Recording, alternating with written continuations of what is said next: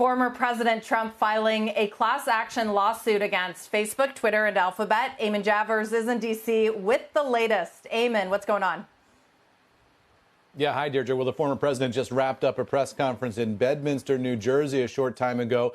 He laid out his argument in this class action lawsuit that he says he's filing today against the tech giants for removing him from their services for violating their terms of service. And he brought up his lawyer to make the legal case here. And what the lawyer is saying is they're going to argue that these entities are, in fact, governmental entities, and therefore this is a freedom of speech issue. There you can see the site in Bedminster where that press conference just wrapped up a couple of minutes ago.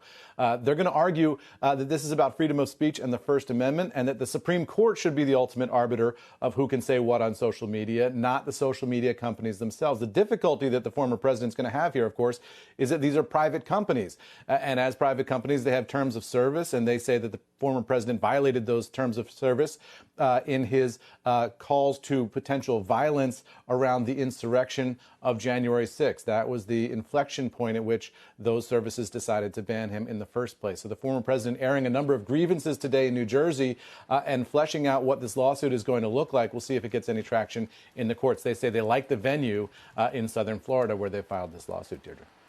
Yeah, Eamon, that's a novel argument, it sounds like. There's also been quite a bit of Republican fundraising email traffic off of the big tech's assault on conservatives, as they would frame it. So to what degree is this a political argument just as much as it's a legal one?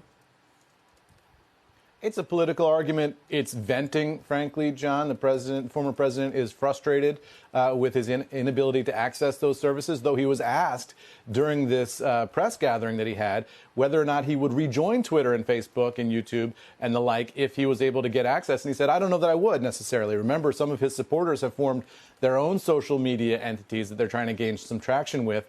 If the former president is going to be on anywhere, he might want to go on those anyway. So he's saying, you know, I want to get back on, but I'm not sure if even if they let me, I'll rejoin. Right, Eamon, some might say he's looking for attention here. What I find interesting, the presser was, what, an hour long or more? And few networks actually took it. I think Fox Business stayed with it the longest. What does that say about his visibility, his influence, since he's been taken off those platforms? Yeah, look, he's a waning figure politically, certainly in terms of the mainstream media, and he goes right after the mainstream media in this presser. He thinks that those of us who work for large news organizations are biased against him and ultimately are unfair to him. And this is part of his series of complaints, big media and big technology as well.